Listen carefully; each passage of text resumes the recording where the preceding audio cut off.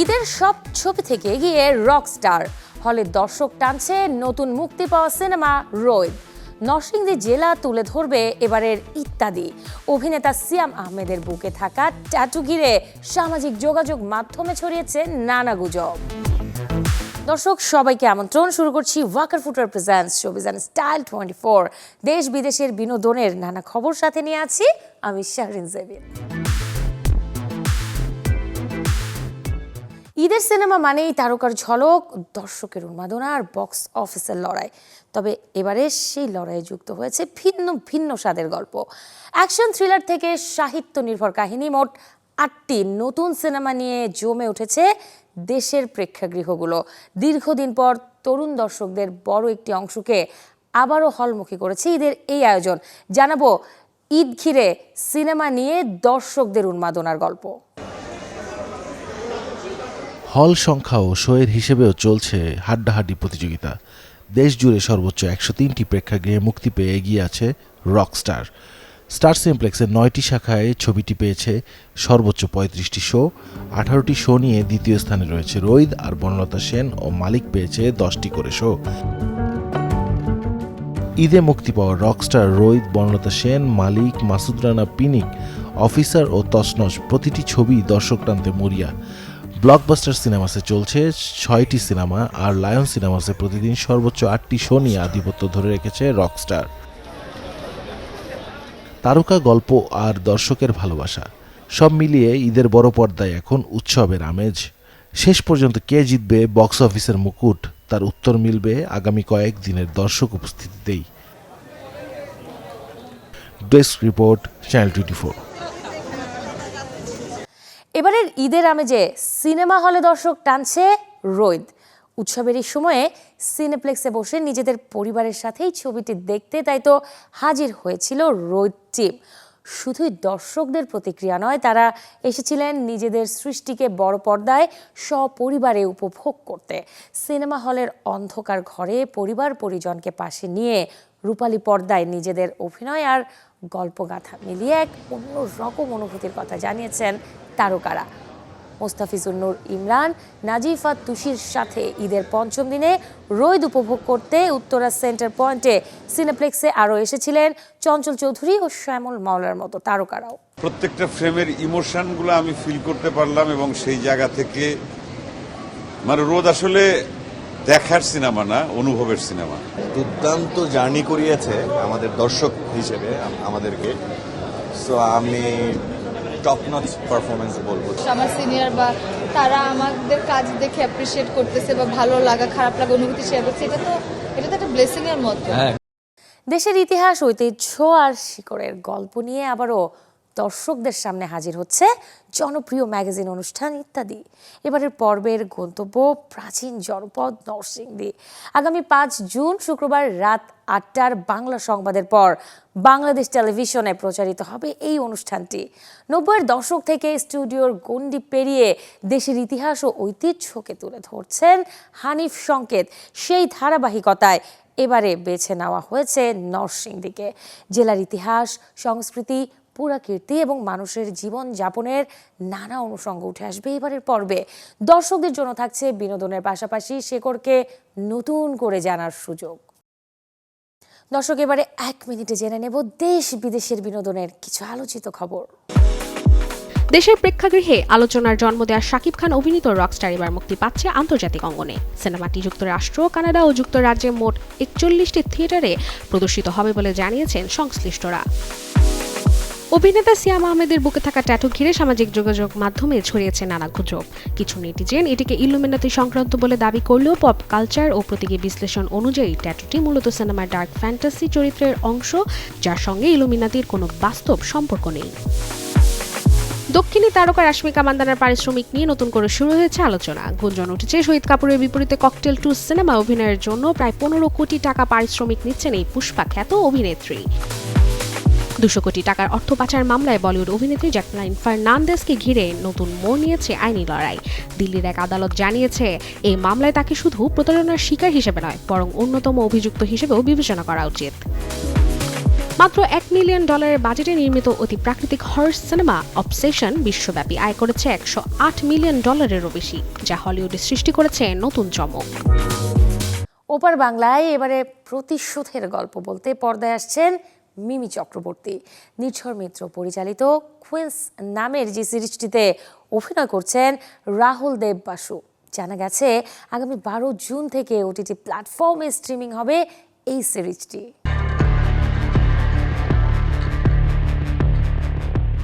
প্রতিশোধের আগুন যখন মিশে যায় ভালোবাসার স্মৃতির সঙ্গে, তখন জন্ম নেয় এক রহস্যময় অন্ধকার গল্প। সেই অন্ধকারের পথ ধরেই এবার ওটিটি প্ল্যাটফর্ম হইচইতে আসছে মিমি চক্রবর্তীর নতুন সিরিজ কুইন্স। নির্ঝর মিত্র পরিচালিত এই যে সিরিজে দেখা যাবে এক নারীর ভাঙ্গন, বেদনা আর প্রতিশোধের বিস্ফোরক যাত্রা। প্রথম ঝলক প্রকাশের পর থেকেই সিরিজটি ঘিরে তৈরি হয়েছে কৌতূহল আর আলোচনার ঝড়। প্রকাশিত ফার্স্ট লুকে মিমি চক্রবর্তীর চরিত্র যেন এক রহস্যে মোড়া আয়না। কোথাও তিনি গায়ে হলুদের উজ্জ্বল সাজে এক স্বপ্নবিলাসী কনে, কোথাও আবার নববধূর লাল শাড়িতে ভবিষ্যতের সুখের অপেক্ষায়। কিন্তু মুহূর্তেই সে রঙিন স্বপ্ন ঢেকে যায় বিষাদের ছায়ায়। চোখে জমে ওঠে প্রশ্ন, ঠোঁটে নীরব প্রতিজ্ঞা। একের পর এক দৃশ্যে ধরা পড়ে সত্যের খোঁজে মরিয়া হয়ে ওঠা এক নারীর লড়াই। গল্পের কেন্দ্রে রয়েছে স্বামীর মৃত্যুর প্রতিশোধ, আর সেই প্রতিশোধ নিতে গিয়ে মিমির চরিত্রকে দেখা যাবে ভয়ঙ্কর সাহসী এক রূপে। কখনো নিঃসঙ্গ, কখনো বেপরোয়া, আবার কখনো অন্যায়ের বিরুদ্ধে বজ্র কণ্ঠে প্রতিবাদী।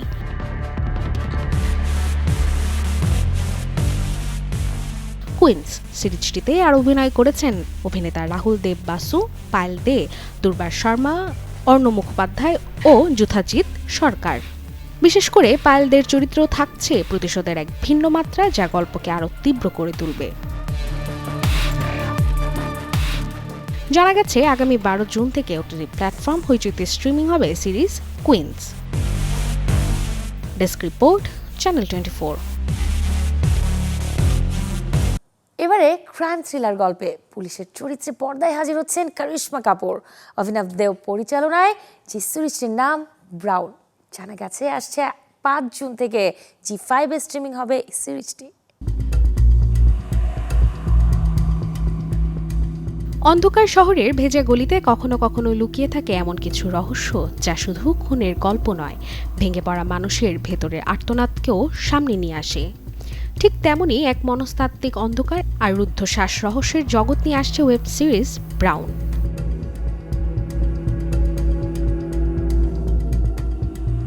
অভিনব দেও পরিচালিত সিরিজটির ট্রেলার প্রকাশের পর থেকেই দর্শকদের কৌতূহল তুঙ্গে।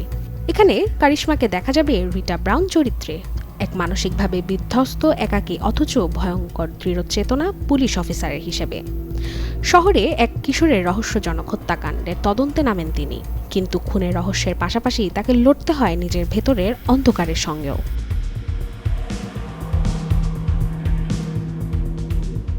ট্রেলারে দেখা যায় রিটার পাশে রয়েছে তার জুনিয়র অর্জুন চরিত্রে সূর্যা শর্মা। অন্যদিকে এক রহস্যময় মনোবিদের ভূমিকায় রয়েছেন যিশু সেনগুপ্ত, যার কাছে লুকিয়ে আছে মামলার গুরুত্বপূর্ণ কিছু তথ্য। শহরে একের পর এক খুন, চাপা আতঙ্ক আর ধোঁয়াশার মধ্যে এগোতে থাকে তদন্ত। প্রতিটি দৃশ্য যেন দর্শককে টেনে নেয় আরো গভীর অন্ধকারে। সিটি অফ ডেথ অবলম্বনে নির্মিত এই ডার্ক থ্রিলারটি প্রযোজনা করেছে জি স্টুডিওস। আগামী 5 জুন থেকে সিরিজটি স্ট্রিমিং হবে জি5-এ। Desk report, channel 24। হলিউডে আসছে নতুন থ্রিলার ঘরানার ছবি দ্য ফিউরিয়াস, যেটি পরিচালনা করেছেন জাপানিজ নির্মাতা কেনজি তানিগাকি। আসছে 12 জুন প্রেক্ষাগৃহে মুক্তির অপেক্ষায় আছে এই ছবিটি। সিনেমার গল্পে দেখা যাবে ওয়াং উই নামের একজন সাধারণ ব্যবসায়ীকে, যার ছোট্ট কন্যা সন্তানকে হঠাৎ একটি আন্তর্জাতিক অপরাধী চক্র অপহরণ করে নিয়ে যায়। যে ঘটনায় প্রশাসনের কাছ থেকে কোনো সাহায্য না পেয়ে ওয়াং উই নিজেই তার মেয়েকে উদ্ধারের জন্য এক বিপজ্জনক মিশনে নেমে পড়ে। নিজের সন্তানকে ফিরে পাওয়ার তাগিদ আর প্রতিশোধের আগুন বুকে নিয়ে এক বিশাল অপরাধী সাম্রাজ্যের বিরুদ্ধে একাই যুদ্ধ ঘোষণা করেন এই বাবা, যার রূপ নেয় হাড় কাঁপানো সব মার্শাল আর্টস, অ্যাকশন ও বিস্ফোরক লড়াই। সিনেমায় অভিনয় করেছেন চীনের জনপ্রিয় মার্শাল আর্টস তারকা শিও মিয়াও, জো তেসলিম, ইয়াং এনিউ, কুয়েন জিজা ইয়ানিন, ইয়াজিয়ান রুহিয়ান সহ আরও অনেকেই। দর্শক, এতক্ষণ ছিলাম বিনোদনের নানা খবরে। এবারে জীবনযাপনের গল্প দেখব, লাইফস্টাইলের কিছু আপডেট। গরমে মূত্রনালীতে সংক্রমণ বা ইউটিআই এর সমস্যায় ভোগেন অনেক নারী। প্রথম থেকে ইউটিআই এর বিষয়ে সচেতন হয়ে প্রয়োজনীয় চিকিৎসা গ্রহণ না করলে হতে পারে মারাত্মক বিপদ। এই সমস্যা থেকে দূরে থাকতে যেমন মেনে চলতে হবে সঠিক জীবনযাপন, তেমনি আক্রান্ত হলে নিতে হবে সঠিক চিকিৎসাও। গরমের দিনে ইউটিআই সংক্রমণ বা ইউরিন ইনফেকশনে ভোগেন কম বেশি অনেকেই, তবে নারীদের ক্ষেত্রে এই হার তুলনামূলক বেশি। গরমে বাড়ে ব্যাকটেরিয়া, আর এই ব্যাকটেরিয়া মূত্রের মাধ্যমে মূত্রাশয়ে পৌঁছে তৈরি হয় সংক্রমণ। ইউটিআই সংক্রমণ বেড়ে যাওয়ার আরেকটি কারণ ডিহাইড্রেশন। এছাড়া দীর্ঘ সময় ধরে ইউরিন চেপে রাখা কিংবা অপরিষ্কার টয়লেট ব্যবহার করার ফলেও হতে পারে এই সংক্রমণ। গরমে যেহেতু আমরা প্রচণ্ড সোয়েটিং হচ্ছে, তো অনেক ঘামের জন্য বডি আমরা ডিহাইড্রেট হয়ে যাচ্ছে। তারপর হচ্ছে সেকেন্ডলি সে যদি পরিমাণ মতো পানি কনজিউম না করে যতটুকু তার বডি নিড, তো সেক্ষেত্রেও হচ্ছে আপনার ইউরিন ইনফেকশনের পসিবিলিটি বেড়ে যায়। আর ফিমেলদের এটা মেইনলি হয় হচ্ছে ওরা অনেকক্ষণ ধরে ইউরিন হয়তো আসছে কিন্তু তারা যাচ্ছে না, টাইমলি ওয়াশরুম যাচ্ছে না, সেক্ষেত্রে ইউরিন ইনফেকশনের চান্সেসটা আরও বেড়ে যাচ্ছে। তার ডেইলি ইনটেক ধরেন 2.5 থেকে 3 লিটার, সে যতক্ষণ টাইম বাসায় থাকবে ওই টাইমটার মধ্যেই সে পানিটা নিয়ে নেবে। বাহিরে যখন থাকবে যদি ওরকম প্রপার ফ্যাসিলিটিস না থাকে সেক্ষেত্রে পানিটা কম নেবে। পানিটা কম খেলে তখন ইউরিনের প্রেশারটাও আসবে না আর ওই প্রবলেমটাও ফেস করতে হবে না। ইউরিন ইনফেকশন হলে দেখা দিতে পারে ঘন ঘন প্রস্রাবের বেগ। এছাড়া মূত্রনালীতে জ্বালা, তলপেটে অস্বস্তি থেকে শুরু করে প্রচণ্ড ব্যথা ইত্যাদি উপসর্গ দেখা দেয়। শারীরিক অবস্থা বুঝে তাই দ্রুতই নিতে হবে চিকিৎসকের পরামর্শ। অনেক সময় দেখা যায় রিপিটেড যাদের ইউরিন ইনফেকশন হয় সেই সমস্ত পেশেন্টের সিকিডি ডেভেলপ করে যায়, কিডনি ডিজিজও হয়ে যায়। আর ইউরিন ইনফেকশনের কমন সাইটই হচ্ছে আপনার ইউরেথ্রা। তো এটা একটু পার্সোনাল হাইজিনটা মেনটেন করতে হবে। অনেকে আছে পিরিয়ড যখন চলে ফিমেলদের, তখন তারা একটা sanitary pad long time use করতেছে, ওটা ইউজ করা যাবে না। এটা 4 থেকে 6 ঘন্টার মধ্যে এটা আপনার ফেলে দিতে হবে। প্রপার হাইজিন মেনটেন করতে হবে। আর লাইফস্টাইল তো মেনটেন আসেই, আর শরীর সবসময় সে হাইড্রেট থাকবে। খাবার দাবার, পানি দানি সব কিছু তার হচ্ছে ব্যালেন্স করে চলতে হবে। ইউরিন ইনফেকশনের উপসর্গ দেখা দিলে পরীক্ষা করে চিকিৎসকের পরামর্শ অনুযায়ী সেবন করতে হবে অ্যান্টিবায়োটিক। পাশাপাশি গুরুত্ব দিতে হবে স্বাস্থ্যকর জীবনযাপন ও খাওয়া দাওয়ায়। গাজী আনিস, চ্যানেল 24। ঈদের কয়েকদিনের ভারী খাবারের পর শরীরকে আবারও স্বাভাবিক ছন্দে ফিরিয়ে আনাটা বেশ জরুরি। বিশেষ করে এই সময়ে বেশি পরিমাণে মাংস বা রিচ ফুড খাওয়ার কারণে শরীরের মেটাবলিজম কমতে থাকে। ঈদ পরবর্তী ডায়েট কেমন হওয়া উচিত দর্শক, এবারে জানাবো তারই বিস্তারিত। ঈদের সময়টায় টানা মাংস ও রিচ ফুড খাওয়া হয়, আর এতে শরীরে মেটাবলিজম কমে আসে। তাই খাবারের মধ্যে স্যালাড, শাকসবজি ও স্যুপ রাখুন, যা হজমে সাহায্য করবে এবং শরীরকে বেশি চাপ দেবে না। প্রচুর তাজা ফলমূল খান, এগুলো হজম শক্তি বাড়ায়, সাথে দ্রুত পেট ভরাট রাখে। কিছুদিন গরুর মাংসের পরিবর্তে মুরগির বুকের মাংস, ডিম, মাছ, ডাল বা শিমের বিচি খেতে পারেন। এগুলো শরীরে শক্তির যোগান দেয় এবং পুষ্টির অভাব পূরণ করে। চিনি, মিষ্টি, কোমল পানীয় এবং অতিরিক্ত তেলে ভাজা খাবার পুরোপুরি এড়িয়ে চলুন।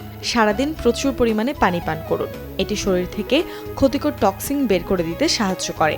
সাথে বিভিন্ন ধরনের মৌসুমি ফলের জুস বানিয়ে খেতে পারেন। এতে করে শরীরে পর্যাপ্ত ভিটামিনের সরবরাহ তো থাকবেই, সাথে তৃষ্ণাও মিটবে।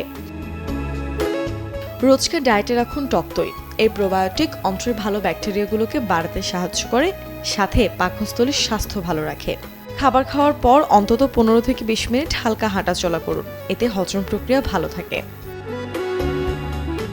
ঈদের পর কাজের চাপে শরীর একটু ক্লান্ত আর ভারী অনুভব হতে পারে, তবে এর মানে এই নয় যে শারীরিক কার্যক্রম সম্পূর্ণ বন্ধ রাখতে হবে। ঈদের পর হালকা ব্যায়াম করা খুবই গুরুত্বপূর্ণ।